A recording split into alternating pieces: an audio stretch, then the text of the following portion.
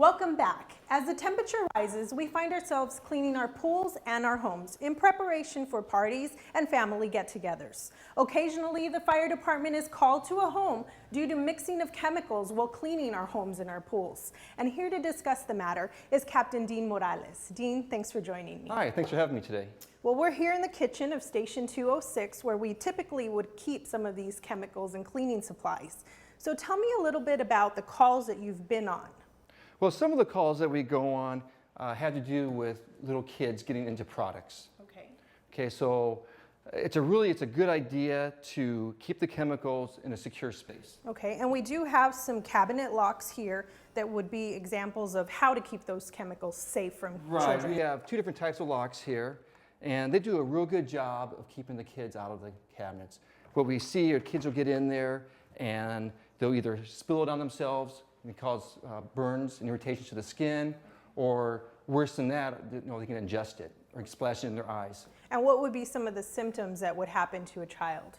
Well, you would have, like I said, they would complain of burning sensations to the skin, their mucous membranes would become irritated, their eyes would burn. Fortunately, none of these chemicals taste very good, nor do they smell very good, but you really never know exactly how much they've gotten into. Okay. They can be deceiving to children, though, because some of them can look like a regular product, a juice or something that they would be allowed to ingest. Sure. Okay. Now tell me about the other thing. You talked about mixing chemicals is the other call that is commonly responded to? Yeah, that's the other thing, is that it's just a very good practice never to mix chemicals. Okay? Because a lot of these contain products, base products that you wouldn't know that they contain. And so some of the common mistakes that people make is they'll be scrubbing their floors and they think, well, we're going to start out with ammonia. And so they'll put ammonia in their bucket of water. And then they'll add, well, let's put some bleach in there also. And they're really just trying to get a better clean, or they think they're making it more concentrated? Sure. Either that, or perhaps there's residual left, like in the mop from the cleaning before. When you mix bleach and ammonia together, it creates a gas known as chloramines. And so chloramines, they'll affect your mucous membranes, they'll burn your eyes, your nose will water, can build fluids in your lungs, and then also could lead to a pneumonia. Okay. Is there another common mixture that you find when you go on these calls? Acid and chlorine. Okay, so here we have bleach, which is basically chlorine, and you can mix that with, well, say some toilet bowl cleaners contain acid also. And so if you're cleaning your toilet with a toilet bowl cleaner, you want to make sure you flush that out real good before you would go to add bleach to it. If you felt there was a need for bleach, because chlorine and acid together creates chlorine gas. When chlorine gas is inhaled into the lungs, it creates hydrochloric acid. Okay, now hydrochloric acid creates a whole other problem too. So that creates, again, that irritates the mucous membranes, your eyes, your nose, could create a pneumonia, and high concentrations of that could lead to death. Okay, so our main message is not to mix chemicals. Exactly. If we would have a situation where something is mixed, or as you talked about, the container having a spill, is that what a person should do? Should they call the fire department to respond? Do we have a special response that we come out to these situations? And yes, we do have special teams. We have a hazardous materials team that can come out and do air monitoring, and they have trained paramedics on board that deal with poisoning and toxicology. So Dean, we've talked about storage, we've talked about use. What about disposal? When these expire or we've used the product and maybe there's just a little in the container, how do we properly dispose of these chemicals? Well, the best way to do that is, if you're a resident of Mesa, is to take the product to a household hazardous waste day, and they'll dispose of it properly. We've had occasions where people would just dump their stuff into their dumpster in the front of their house, their garbage can. The best thing to do is, if for whatever reason you think you need to dispose of it, is to transport it safely to a household hazardous waste day. And I believe that that's a program that many cities have. So whether you're a Mesa resident or another city, many cities have household hazardous waste programs. That's correct. Some of them actually have sites that are open throughout the week where they can receive that product. Dean, thanks so much for being here with me today. Oh, you're welcome. Thanks for coming out. And Waxie Sanitary Supply is the company that Mesa Fire purchases some of our cleaners and chemical products from. They've been in business since 1945. Let's go talk with them. I'm joined with Vice President and General Manager Bob Gattis. Bob, thanks so much for having us here at Waxy. Well, Marissa, it's a pleasure to have you and Mesa Fire out at our facility in Mesa today. We couldn't be happier. Can you tell me a little bit about Waxy? Sure, absolutely. Waxy actually is a 67-year-old company. We are the nation's largest family-owned Jan-San supply, which was actually formed by two brothers coming out of World War II. They bought a small janitorial supply firm in San Diego. We have distribution facilities in 9 western states.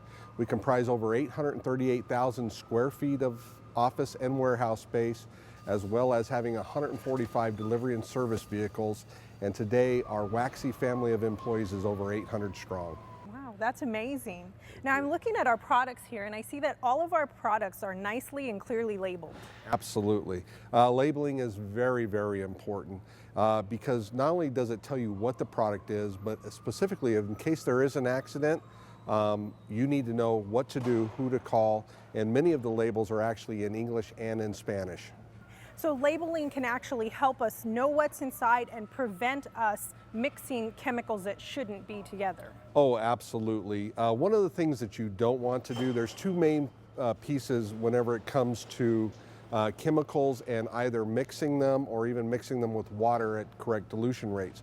The first thing you never ever want to do is mix two chemicals together that are not designed for that. It takes chemists with degrees to actually come up with these formulations, and they're in controlled environments. And in our industry, we have what's known as closet chemists, where people try to make a super chemical by mixing two great chemicals that they have and say, well, this has got to make it better. That's not necessarily true.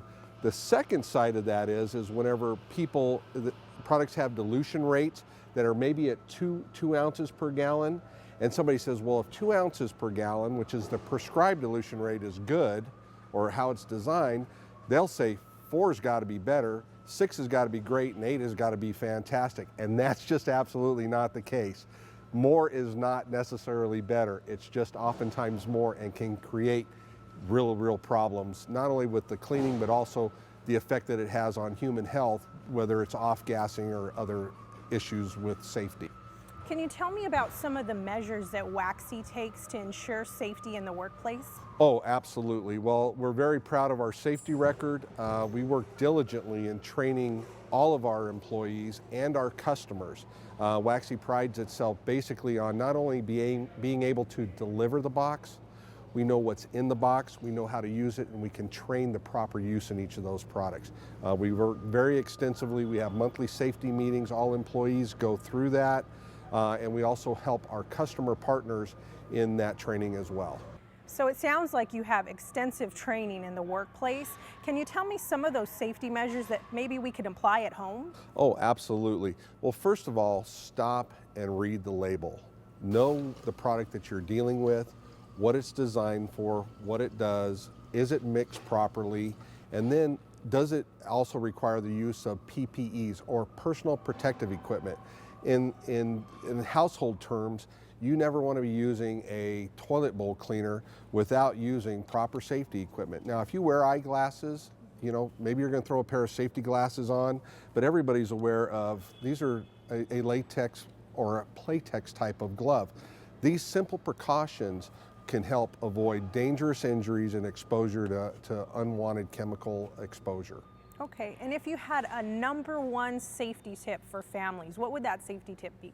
I don't know that there's just one. I think there's really a couple. Use the product for what it's designed for. Again, chemists came up with this. Companies spent millions of dollars in the development of these products, making sure that that's what it is. And I would also probably say that storage. Whenever you start looking at storage, it always says keep out of reach of children. Well, to me today is keep out of reach of anybody who shouldn't become exposed to that. And you never want to expose chemicals that, while dangerous if they're mixed together on purpose, you certainly don't want to, in the case of an accident of where a shelf fails or something along those lines in your garage or in your laundry room, where those two chemicals have a chance to mix together if the receptacles were to have broken. Okay.